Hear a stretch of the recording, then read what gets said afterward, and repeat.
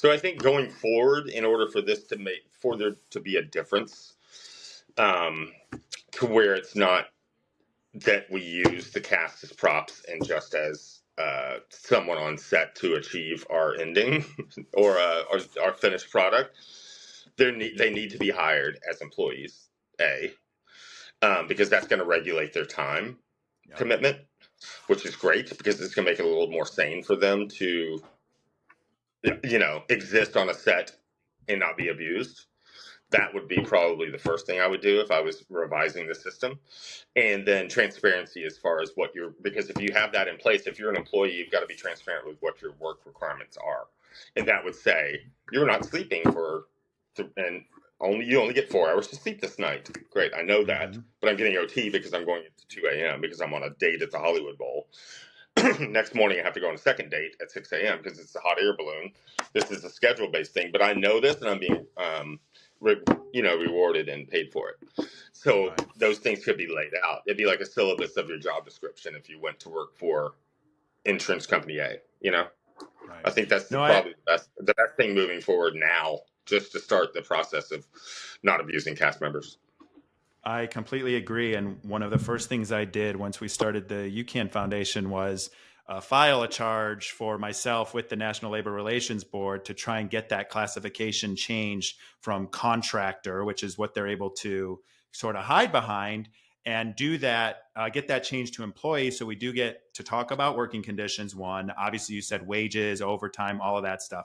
The other cool thing that where I kind of realized there was something here was when they issued me a W-2 for telling me, or for my tax purposes, after telling me in my contract that I'm a contractor. And when I kind of put that together, I'm like, And the reason I think that they did that was because we spent so much time in California, and under California labor law, the amount of time we spent in California, the amount of hours that we were filming/working, we would be legally by the government considered employees. So I think they were kind of like, and I don't know for sure, but like playing out of both sides, like, because we did this in California, you're a California employee, we got to give you the W-2, but we're going to have you sign a contract that says you're a contractor, and hope that the two don't ever And what mesh. we'll do is renew you weekly, so it looks like you're an independent contractor that's not involved for this amount of time, but collectively you are. Yeah. Yes. And it confused my accountant too, because when I first gave her this, she's like, wait, you worked in California for a time too? And I was like, no, I didn't. I had some contractor work out there. And she was like, well, then you wouldn't have got a W-2. And then when I kind of started doing this, I was like, oh, that's where I figured it out. Thank you to my accountant. Yeah, because if you're there the whole time, and if you're a successful character and you're being brought back, your collective time on television is enough to make you an employee. But they don't want to pay you for that initially, of course. But the other problem with this whole scenario of let's start paying cast members, making them employees and giving them rights, is that the producers of these shows often do not have those same things. So why is me as a producer as an independent contractor and as a gig employee, should I be concerned about making cast members employees of a TV show when I'm not one myself?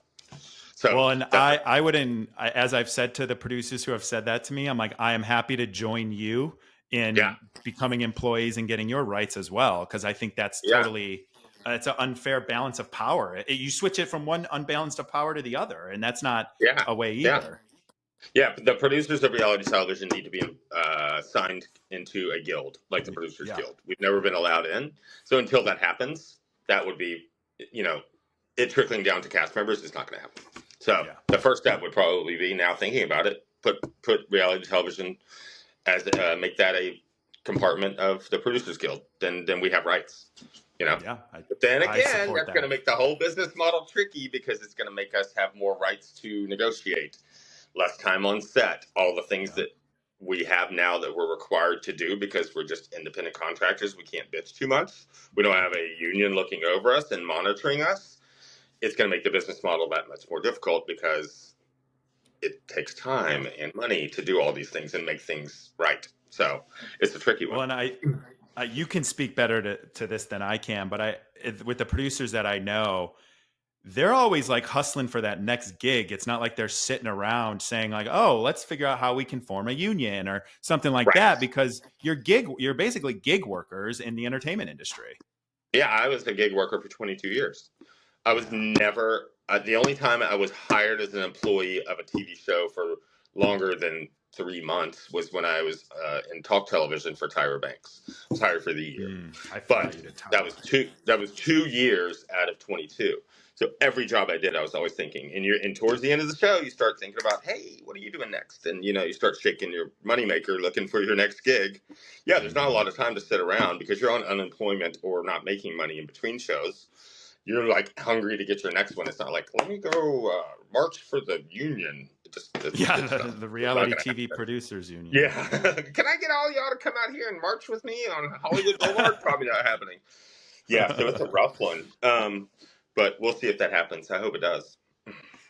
Maybe we'll do that next. I've got that, and then people telling me you should go unionize WWE wrestlers, and I'm like, guys, let me finish this job I'm first. good. I gotta let them handle that themselves. So Yeah. you mentioned this already. Yeah, exactly. You mentioned this already, but you left reality TV. And before we finish up and I give you a chance to ask me anything, I just want to get your exit story. Why did you decide to leave reality TV? Do you ever see yourself? Well, you're probably never going to be able to go back because now you speak about it so openly. But how I do could you probably consult on television shows, but they wouldn't have me on a set per se. Yeah. Yeah. Mm-hmm. Yeah. So what made you leave and what are you doing now? I loved my career in reality television. I had a blast to be a kid, a kid from the South, from a small town to make it to Hollywood and do big things was great. And I got to make a mark in entertainment. It's like, it's a dream. It was great. It was amazing. I got to travel the world and do cool things and meet cool people. I did all this stuff. But I didn't realize until COVID happened, which changed a lot of people's mind about a lot of things. And it's made a lot of us very introspective about what we were doing and what we want to accomplish.